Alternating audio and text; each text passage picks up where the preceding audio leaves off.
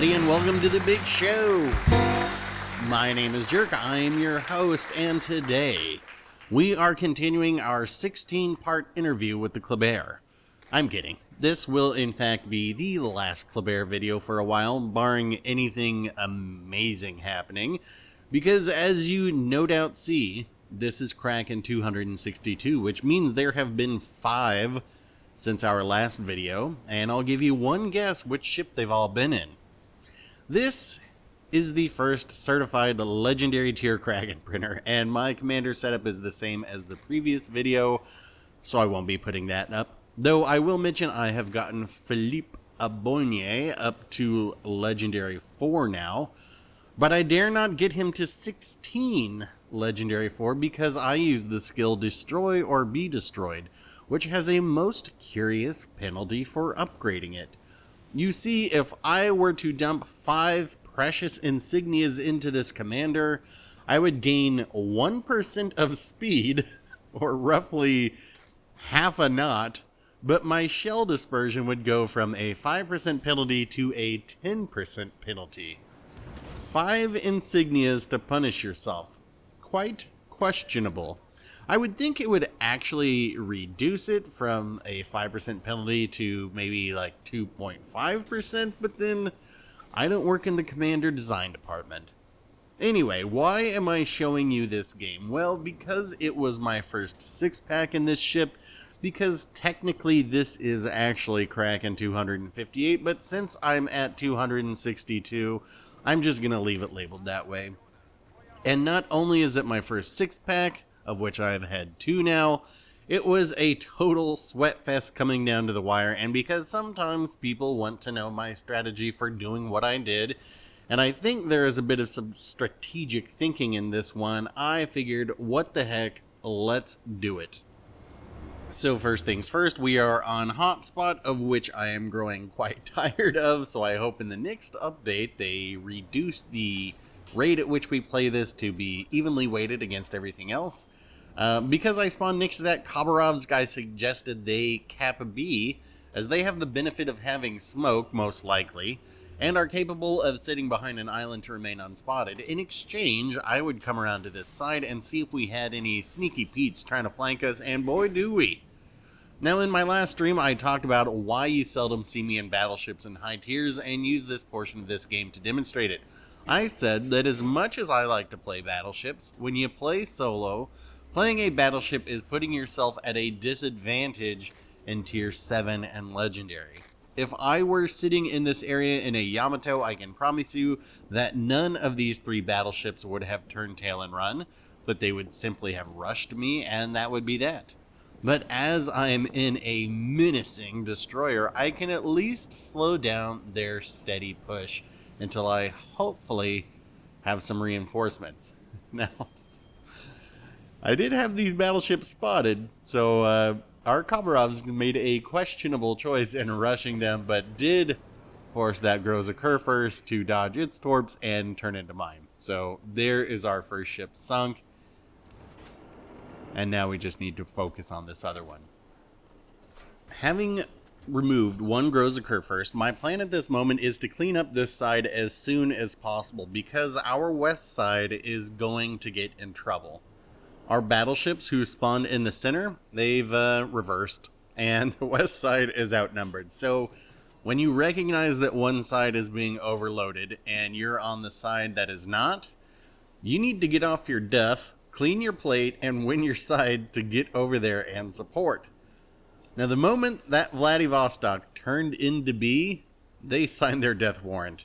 And as tired as I am of this map, I will say that this little island area has provided for some enjoyable white-knuckle moments when playing this ship.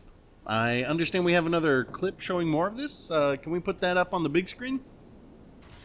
I think this is going to show a little bit of the versatility of this ship with the 2 torpedo launchers on each side with, look at those insane firing angles for them. Now, it isn't the most agile ship, as I've mentioned before, especially when going full speed, but when you can use island cover like this to just pop up out of nowhere, it is very, very fun. And I could do a whole clip show of this because my god do I get this map a lot. And just zipping through here full speed, getting torps off on each side. It's just such a hoot, as this Bismarck is about to find out. Anyway, yeah, that's this clip. Let's get back to the death of Vladivostok.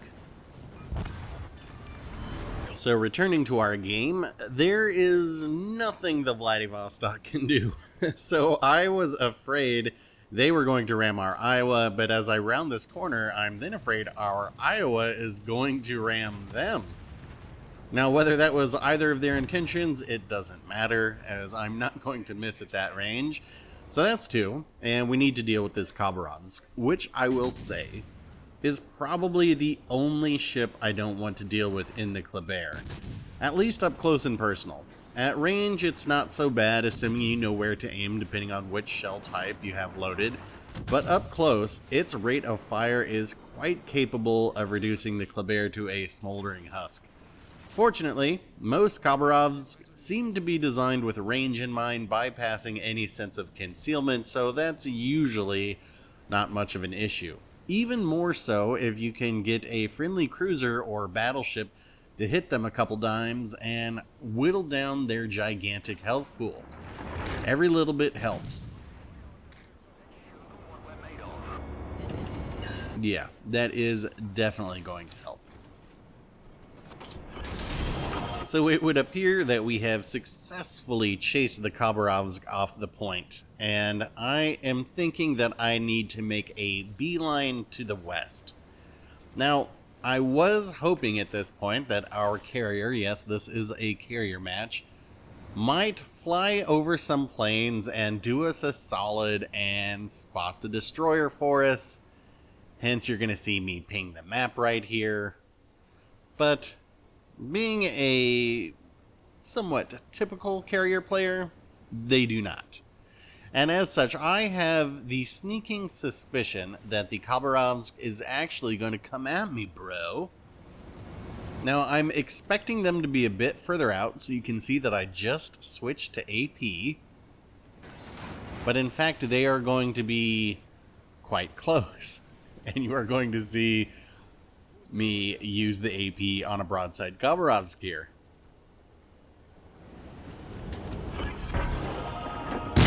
Wait for them to turn out. Ricochet, and then 6 overpins. Have I mentioned that the AP on the Kléber ain't nothing to futz with? Do we have a clip of that as an example? Can we put that up on the big screen? Even though both of these clips involve Suzuyas, I don't want you to think it is exclusive that the AP only works on them. I have hit the Citadel on Hippers with this AP, Baltimore's, and naturally, you just overpin goddamn Wichita's. I have not hit any battleship Citadels, though. I wonder if that's even possible. Might need more experimentation, but let's go ahead and get back to our match. Now, I am understandably not too keen to approach the Alaska from the front, as I don't want to risk being radared, so I am content in letting our battleships blast away at it, though that doesn't mean I won't send a yoinky shot. But now we are at the entire reason I wanted to show you all this match. 594 versus 558 points. 1 destroyer, 2 battleships, and a carrier on both teams. My inclination was to head up to A and flip it. And should I have? Maybe. But my concern was that everyone would then know where I was, and their carrier could come after me, as I've been lucky in regards to staying undetected for a while now. So rather than get further away from my battleships, I instead think, well, if we sink their 2 battleships, that will be a big point swing, and then I can cap C in case their destroyer goes to flip D, considering that's where they were last spotted. Now, sure, it would be nice if we had a carrier to spot the destroyer, but they don't, and the gearing is in fact not going to D. They are, I suspect, thinking the exact same thing as me. Sink the battleships for the point swing, and then get a cap to assure the win. You may not have noticed it, but a plane squadron was just spotted to the north of me, so now I know where their carrier is. These two battleships, they are using Will to Rebuild to have an endless health pool. Nothing wrong with that perk, right?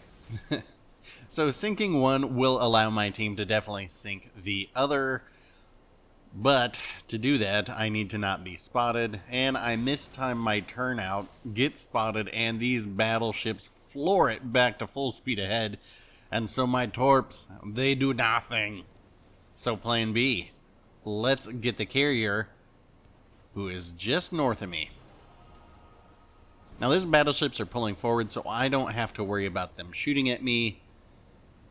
We just lose one of our battleships. So let's just start gunning down this Parseval. And I'm not really necessarily thinking that I'm going to gun it down the entire way. This is just while my torpedoes reload, which is pretty quick, as you know. The Parseval does put up an AP squadron, which is not really going to do much damage to a destroyer. If they even hit me. I mean, this thing is fast and difficult to hit. Alright, there go my torps. I doubt they're going to be able to run away fast enough, but anyway. That's going to take out the carrier, so now we are down to our carrier, a battleship, and me, versus a destroyer and two battleships still endlessly healing each other. Now you would think that a carrier and a full health Yamato could easily remove 20% of the George's health in the snap of a finger. And while they will pull that off eventually, you can see I'm checking the Yamato's health there, it does take a while longer than I would have expected. I am also just trying to flood this area with torps in hopes of finally removing one of these ships, but in hindsight, I think that the carrier's planes were actually spotting my torpedoes for these guys, so it's no wonder I'm unsuccessful with any of them. But that is going to bring us to the moment that this match is decided. You see, I get spotted by a plane real quick, and something else is going to happen here. Aside from us finally get that Georgia. I get spotted by the gearing. I hit my brakes. The gearing pops smoke, and I drop spot. Now, maybe the gearing thought that I would remain spotted, and they could just farm me. But the fact that I drop spot here is key, and the fact that that gearing was heading away, because that's going to give me just enough time. Now I do see that the gearing gets a Confederate, so I know that Yamato just took torps, but it's going to allow me to get my turn in, drop another set of torps, and now there are no planes to spot these. I get spotted by the gearing again, and this just becomes a gun battle. To the victor, the spoils. There's something else I should mention about this ship. I don't think I did. It really is a double strike printer too. And this is going to do it. This is going to be Kraken 262 and a double strike in the Kléber.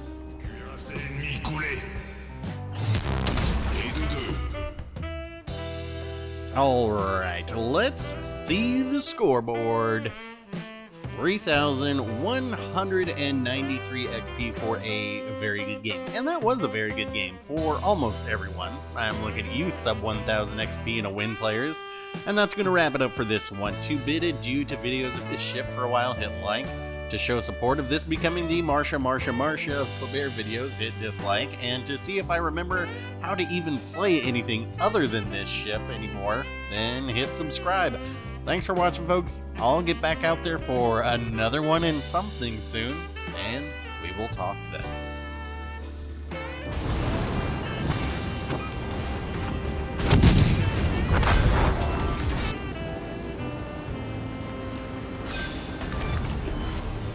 croiseur ennemi détruit.